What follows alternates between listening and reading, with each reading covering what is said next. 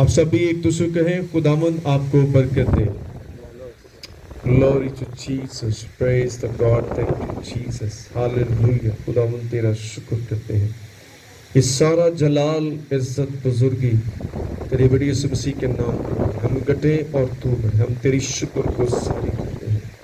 तू कितना अजीम खुदा है, तू जो हर रोज हमें बेदार करता है ताकि हम तेरी बारगाह में आकर तेरे नाम को चलाते हैं। हालेलुया।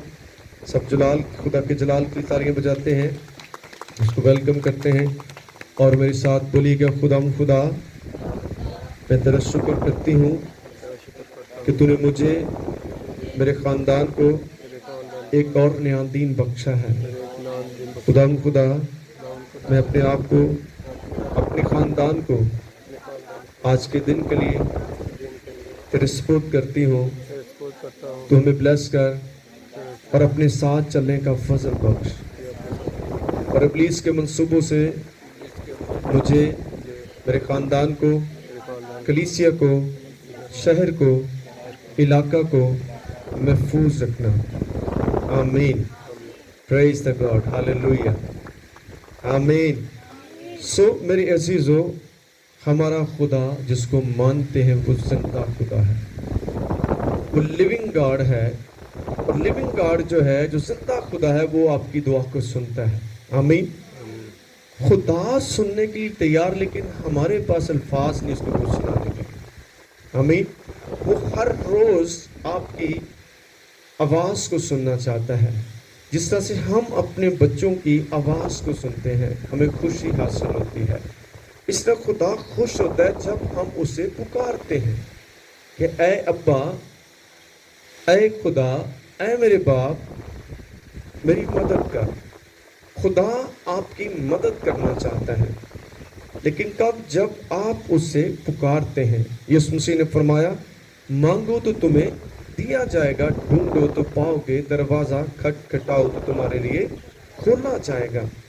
सो मेरे अजीजों, हर रोज आप खुदा में मगन हो जाए, खुदा के हजूर में ठहर कर आप उसकी शादमानी को हासिल करें। क्योंकि जब आपके पास शादमानी होगी, जब आपके पास खुदा की हजूरी होगी, तो आपसे बड़ा कोई फतमंद नहीं हो सकता, क्योंकि खुदा के बगैर हम कुछ भी नहीं कर सकते।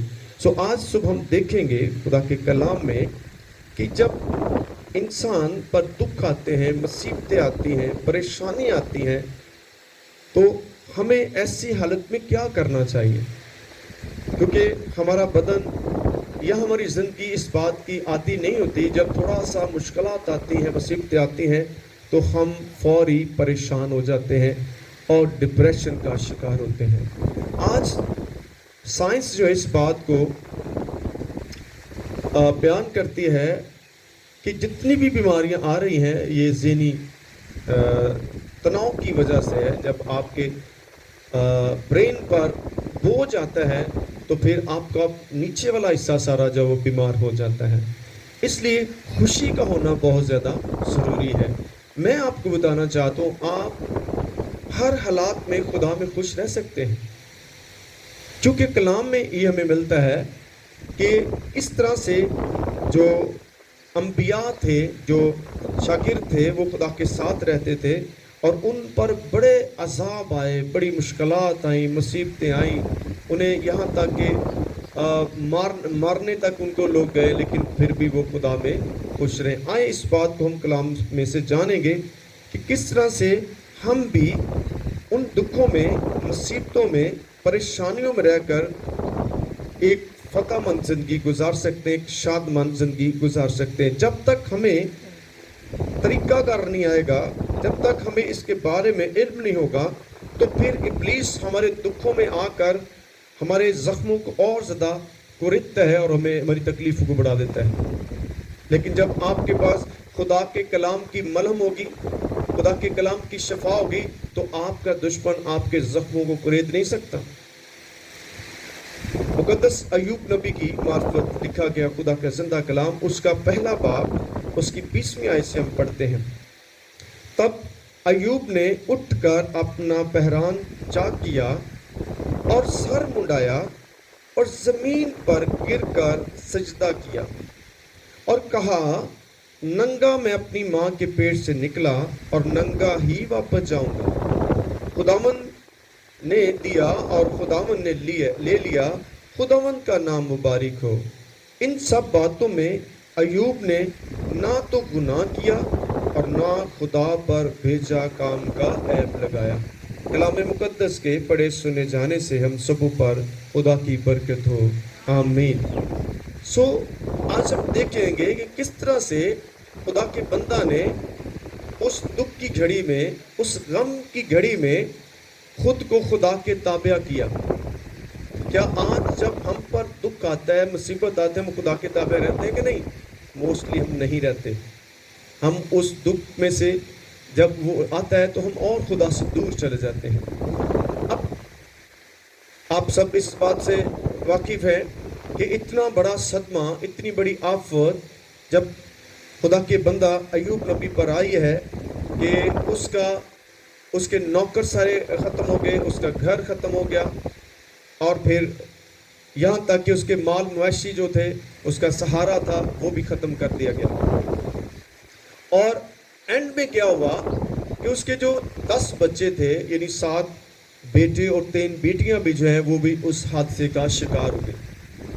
یہ ایک کر کے ساری چیزیں ہو رہی ہیں۔ ابھی ایک دکھ ابھی اس کو سنایا گیا ہے، ایک خبر دی گئی ہے بری، اس کے ساتھ دوسری پھر خبر آ گئی۔ ایک نوکر آتا ہے، بھائی اب یہ ہو گیا۔ اب مجھے بتائیں، ایوب بھی تو ایک انسان ہی ہے، ہماری طرح کا یہ، تو کیا ہو اس وقت اس کی کنڈیشن ہوگی؟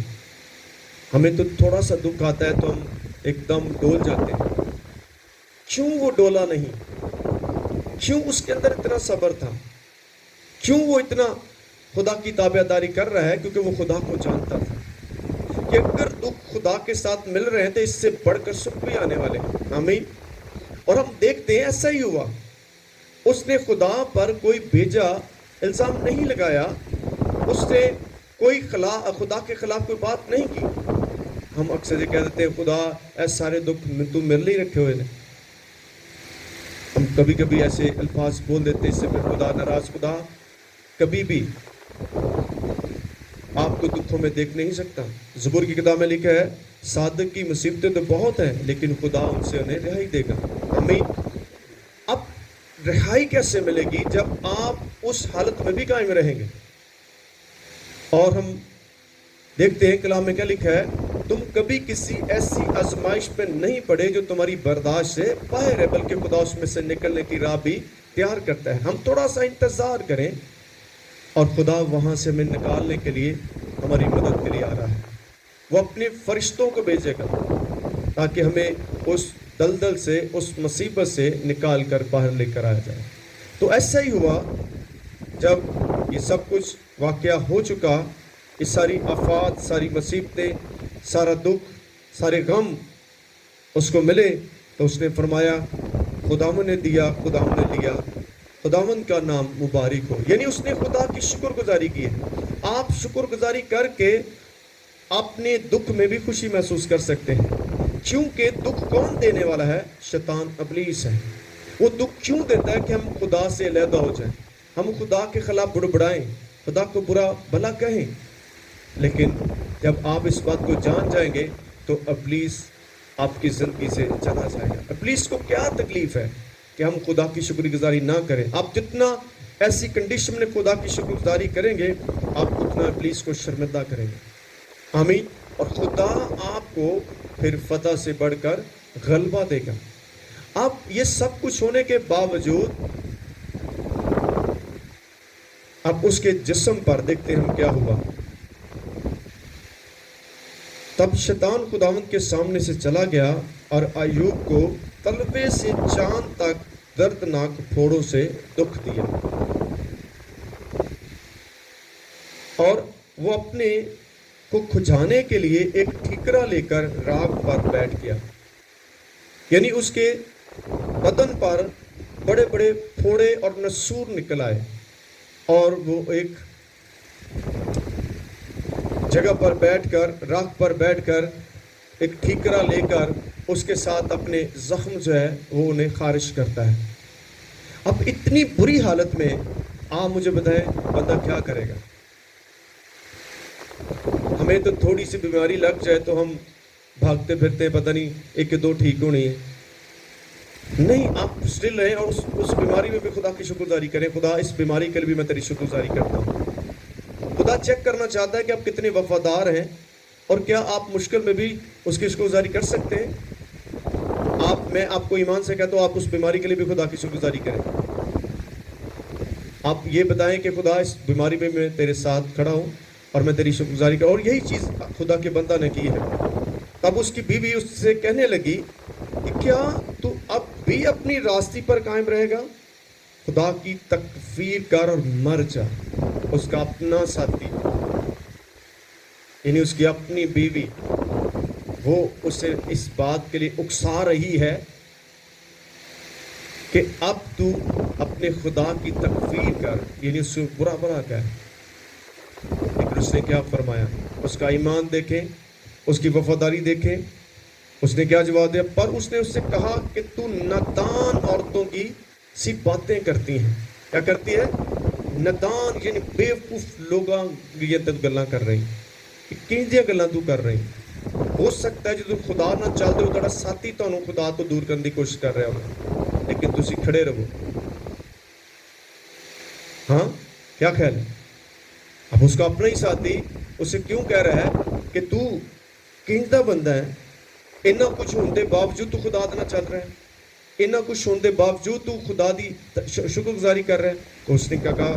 پر اس نے اس سے کہا کہ تو نادان عورتوں کی سی باتیں کرتی ہے.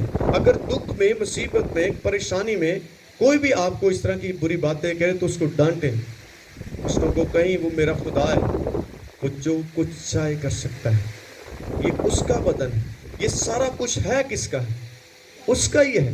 اگر آپ کی آزمائش میں کچھ چلا جاتا ہے تو جانے دیں، خدا اس کا ڈبل آپ کو واپس کرے گا. آمین. شاگردوں نے سب کچھ یسوع کے لیے چھوڑ دیا، اپنے گھر بار، بچے، بیویاں، ماں باپ، سب کچھ چھوڑ اسے پیچھے آئے. اور خدا نے انہیں کہا میں تمہیں 100% دوں گا. باپ ابراہیم کو جب خدا نے بلایا تو خدا نے کہا اپنے ناطے داروں کو، اپنے ملک کو چھوڑ کر تو میرے پیچھے آ. تو اس نے ایسا ہی کیا. تو کیا خدا نے اسے کم دیا؟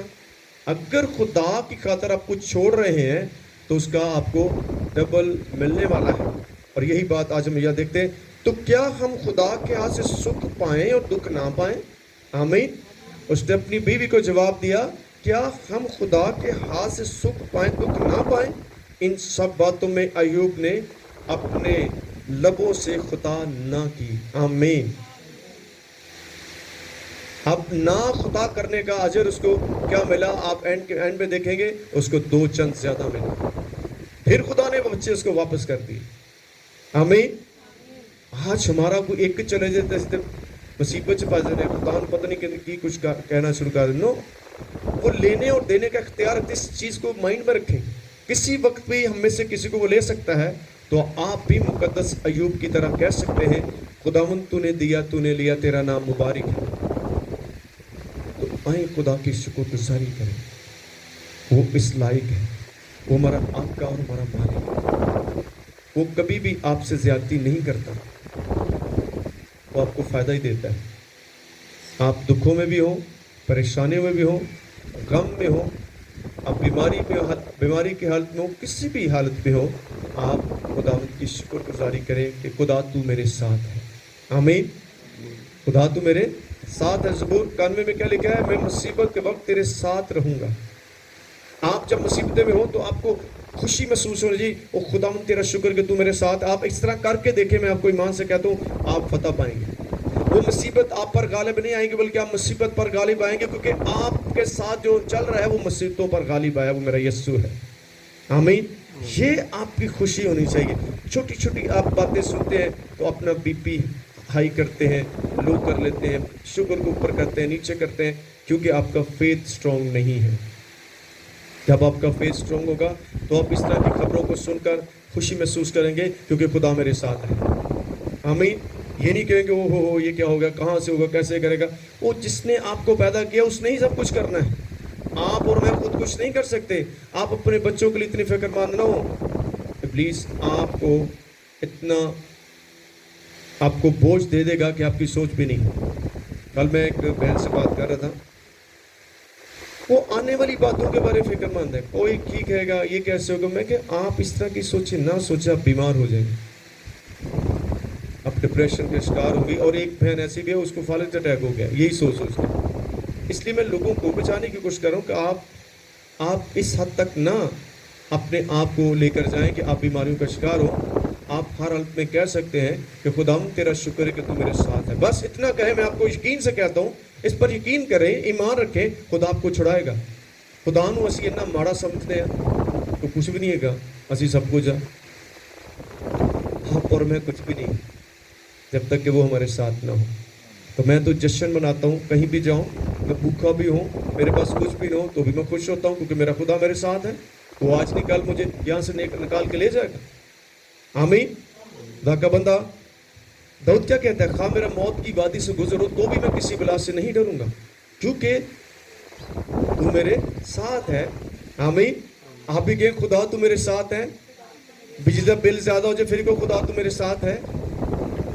क्या ऐसा सिर्फ आपने कहना है ताकि वो बोझ आप पर ना आए। आप और मैं बिजली का बिल अदा नहीं कर सकते जब तक खुदा हमें पैसे ना देगा। तो जब उसने देने तो भर कहे खुदा को पता, जब बिल बन भी रहा था पीछे, आपको तो पता ही ना, आपको उस दिन पता लगा बिल आता है, खुदा को तब भी पता जब बिल तैयार हो रहा था कि वो मेरे बेटे का बिल बड़ा बन रहा है। तो खुदा सिर्फ ये चेक करना चाहते कि बिल आने के बाद आप क्या करते हैं। आप डिप्रेशन का शिकार होते हैं या ये कहते हैं खुदा तेरा शुक्र है कि तू मेरे साथ है, मेरा बिल तू पे करेगा। करके देखिए खुदा करेगा। आप बिल पर ना गौर करके 14,000 20,000 आएगा, आप देने वाले पर गौर करो, वो कितना बड़ा है। वो आपके बिल से बड़ा है, आपकी मुसीबतों से बड़ा है। आए खुदा की शुक्रगुजारी करें, दुआ मांगते हैं। जितने भी